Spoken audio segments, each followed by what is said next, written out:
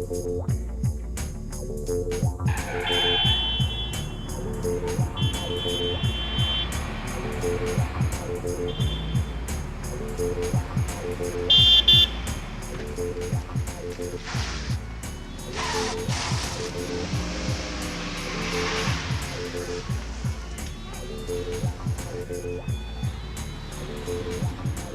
I've been punted up the rear in my Volvo. I've been knocked off the road, or almost. But what happens when you actually come across a roadblock? You've got nowhere to go behind you, you've got nowhere to go to the side, and you've got a couple of cars parked in front of you. Well, I've got my protective gear. Don't try this one at home.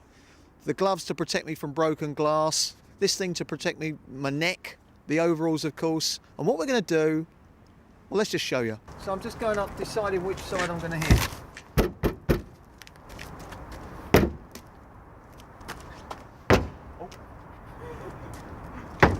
I think I'll take this side.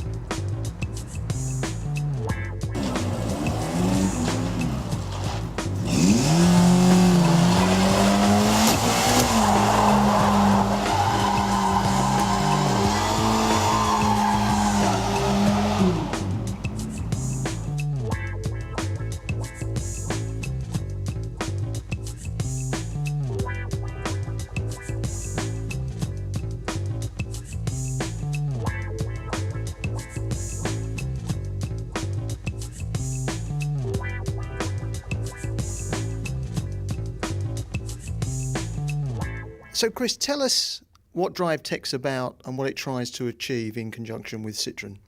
We're trying to raise the standard of all the drivers who come to us. We're not here to retrain people. What we're trying to do is have a look at their skills and add to those rather than radically try and change them. After all, we generally have people with us for only half a day or even a full day. It's as much what you can do for them up here as it is with their hands and their feet, isn't it? It's a lot about attitude. Yeah, certainly. Over 80% of what we're trying to achieve is attitude-based. I believe we can all drive reasonably well if we're concentrating fully on it. Just remember your driving test. I mean, you're sweating for half an hour. It seemed like an eternity. Whereas what most people are doing is driving along on autopilot with all the pressures of the 90s and the amount of traffic out there, reacting to actual danger rather than looking ahead, planning and anticipating through the potential dangers that could be out there. And what are the dangers? What are the mistakes that people make? What do people underestimate when they're out on the road? I think a lot of people have an overinflated opinion of their own driving skills in the first place.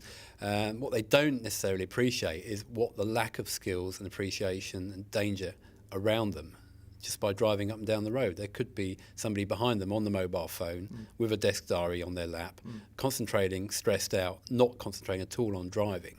If they're not aware of that driver behind, then how can they possibly change their driving style to accommodate them? Yeah, that was one of the things I found intriguing when I was out on one of the public roads with one of your guys. Not only are you looking ahead, not only are you looking side to side, but you're very, very aware of what's behind you. For example, coming up to traffic lights, you don't just stop at that red light, do your bit, stick within the law. You make sure that there's nobody about to ram you from behind, and you make sure you've got an escape route just in case there is. That's right. I mean, in my previous life as a traffic policeman, and don't worry, I have had the operation, and hopefully back to normal again now. But in my previous life, you'd have people in hospital, 2 broken legs, swearing it wasn't their fault. You know, I stopped in time, it was that prep behind me.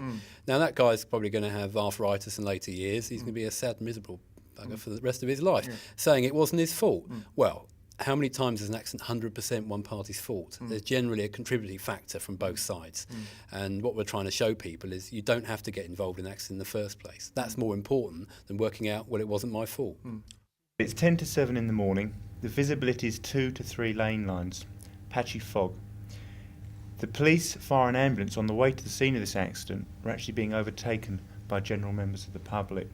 You can see the marker board, the 1 mile marker board at the top of the picture, and you can use that as a reference point. So initially we have the yellow van comes to a halt against the central reservation for no apparent reason. At the inquest, he said that a pigeon or a bird had flown up in front of his screen and he'd swerved to avoid it. But somebody actually pointed out that birds don't fly in fog. So it's possibly thought that the guy fell asleep or a lack of concentration caused him to collide. Anyway, as you can see, initially the first two cars managed to avoid him, and already there's vehicles actually taking the hard shoulder. But the first impact comes from the red vehicle. So the silver car moved away, leaving him unsighted, and that's the first impact. The second yellow vehicle coming into view has 4 builders on their way to work. In the back of that vehicle are some butane gas cylinders.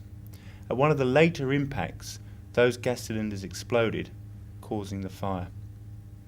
Now you can see the red car on the hard shoulder. Possibly that's not such a good idea to stop. He's right in the heat of the accident. He should have moved on and stopped at the next SOS phone 1 or 2 miles up the road to phone for assistance. So already we can see 2 lanes of the motorway blocked. Only lane 1 and a small section of the hard shoulder is actually open for an escape route. And the majority of the traffic up to now has been in lane 2 and lane 3, middle and the right hand lane.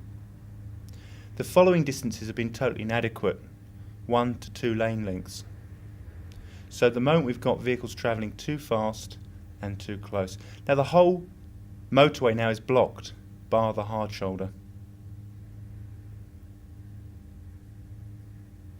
So if we look now at the car in the middle of the picture, it's a brilliant bit of driving. Maybe it has ABS, I don't know. But he goes across lane 1, across the hard shoulder. This guy's brilliant. He goes across the bank, round the top of the car that we mentioned before, and he's home and dry. What a brilliant bit of driving. But he makes a fatal error. He stops, and look what's coming up behind him. 38 tonnes doing 56 miles an hour. And that mistake cost this guy his life. If you look in lane 1, we're going to have an articulated vehicle under braking jackknives. Using the mileboard as a reference point, look how far it sweeps the traffic down the road. It's just like matchwood.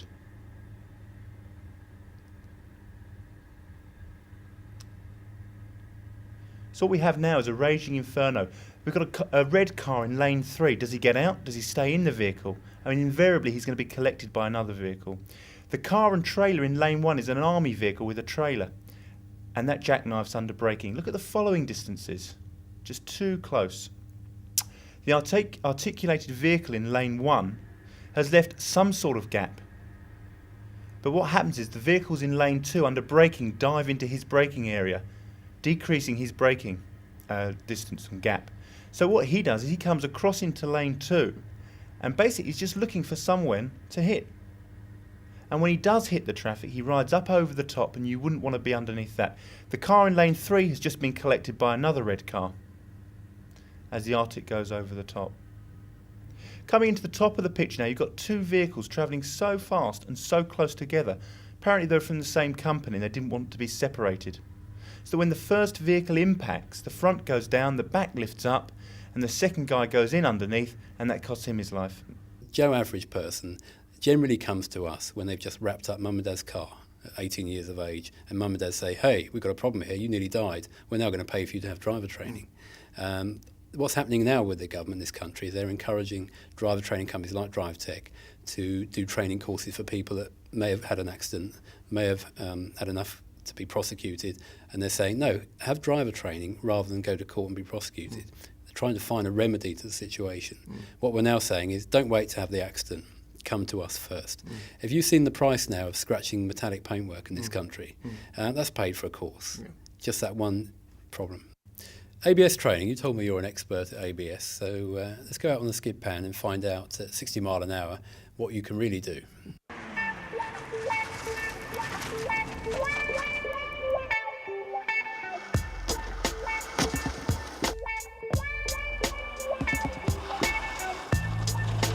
Yeah, I reckon I'm pretty good at reacting to obstacles in the road. Yeah, you told me that about ABS as well just now, if you remember.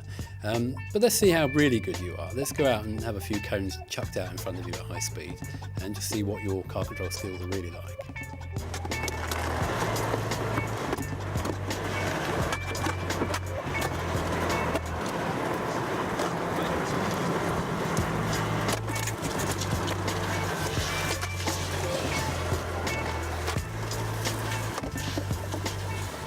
Well, our courses start from £60. and that's for a half-day course. And we can do skid training, we can do road training, but we try and customise the course to make sure each individual gets what they want. If you've got somebody who keeps reversing into shopping trolleys, then you need to gear the course a bit differently. If you've got somebody who keeps getting nicked for speeding, then you've got to address different attitude problems there. It's basically whatever you want, we can supply within reason.